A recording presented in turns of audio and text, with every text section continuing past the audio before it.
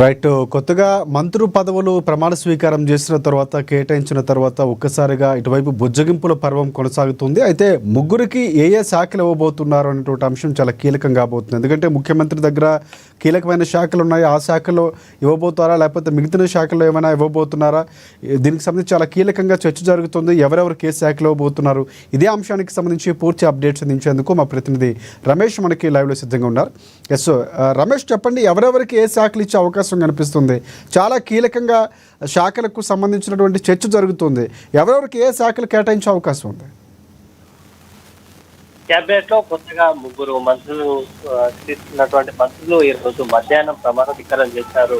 చంద్రశేఖర్, ముఖ్యంగా వివేక్ వెంకటస్వామి, అలాగే అడ్డూరి లక్ష్మణ్ కుమార్, వాకిటి శ్రీహరి ముగ్గురు కూడా, ఒకరు బీసీ సామాజిక వర్గము, ఇద్దరు ఎస్సీ మాదిగా, ఒకరు ఎస్సీ మాల సామాజిక వర్గానికి చెందినటువంటి ఎమ్మెల్యేలు ఈ రోజు బాధ్యతలు స్వీకరించారు. అయితే ఆ పోర్ట్ఫోలియోలకు సంబంధించి చర్చ అయితే జరుగుతుంది. ముఖ్యంగా అదే సామాజిక వర్గానికి సంబంధించి కానీ, లేదా ఏదైతే శాఖలు ఏవైతే ఖాళీగా ఉన్నాయో ఆయా శాఖలకే వారిని కేటాయించే అవకాశాలు అయితే కనిపిస్తున్నాయి. దీనికి సంబంధించి ఆ మేరకు చర్చ కూడా సెక్రటేరియట్ లో జరుగుతుంది. ఇప్పటికే అడ్లూరి లక్ష్మణ్ కుమార్ రేపు ఉదయం 9:15 బాధ్యతలు స్వీకరిస్తానని అని చెప్పడం జరిగింది. ఈ నేపథ్యంలో ఈ రోజు ఏదైతే శాఖలకు సంబంధించినటువంటి కసరత్తు ఇప్పటికే ప్రారంభమైంది. ఈ రోజు రాత్రి వరకు అయితే ఒక క్లారిటీ వచ్చేటువంటి అవకాశం ఉంది. ఇందులో మనం ఒకసారి చూస్తే సీఎం వద్ద కీలకమైనటువంటి హోంశాఖ, అట్లాగే మున్సిపల్, విద్యాశాఖ, అట్లాగే కమర్షియల్ డిపార్ట్మెంట్ సంబంధించినటువంటి శాఖలతో పాటు ఏదైతే వెల్ఫేర్ శాఖకు సంబంధించి ఉమెన్ వెల్ఫేర్ ఆల్రెడీ అలికేట్ చేసి ఉంది. అట్లాగే బీసీ వెల్ఫేర్ అలికేట్ చేసి ఉన్న నేపథ్యంలో సోషల్ వెల్ఫేర్ డిపార్ట్మెంట్ అనేది ప్రస్తుతం సీఎం వద్దనే ఉంది. కాబట్టి ఏదైతే వాకిటి శ్రీహరి బీసీ సామాజిక వర్గానికి చెందిన నేత కావడం, అట్లాగే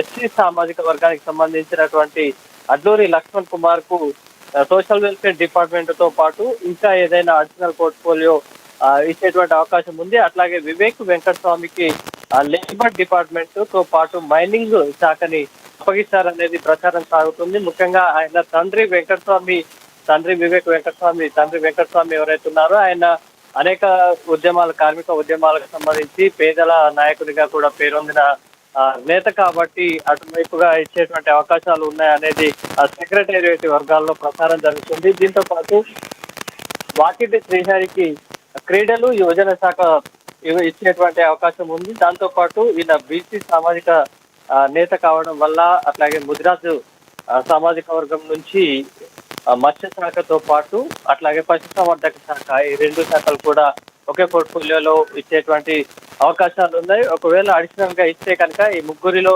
ఒకరికి న్యాయశాఖ, అట్లాగే ఎలక్ట్రిసిటీకి సంబంధించి ఇంధన శాఖ ఏదైతే ఉంటుందో అది కూడా ఇచ్చేటువంటి అవకాశం ఉంది. దీంతో పాటు రూరల్ డెవలప్మెంట్, గ్రామీణాభివృద్ధికి సంబంధించినటువంటి శాఖని, లేదా ఇతర పోర్ట్ఫోలియోల్లో కొంత మార్పులు జరిగేటువంటి అవకాశం ఉంది. ఇప్పటికే కేబినెట్ లో ఉన్న ఒక ఇద్దరు మంత్రులు తమ పోర్ట్ఫోలియోలను మార్చాల్సిందిగా కూడా సీఎం వద్ద కోరినట్టుగా తెలుస్తుంది. ఈ నేపథ్యంలో మార్పులు ఉంటాయా, లేదా ప్రస్తుతం ఖాళీగా ఉన్నటువంటి, అంటే సీఎం వద్ద ఉన్నటువంటి అడిషనల్ శాఖలనే కొంత మేరకు ఇచ్చేటువంటి అవకాశం ఉంది.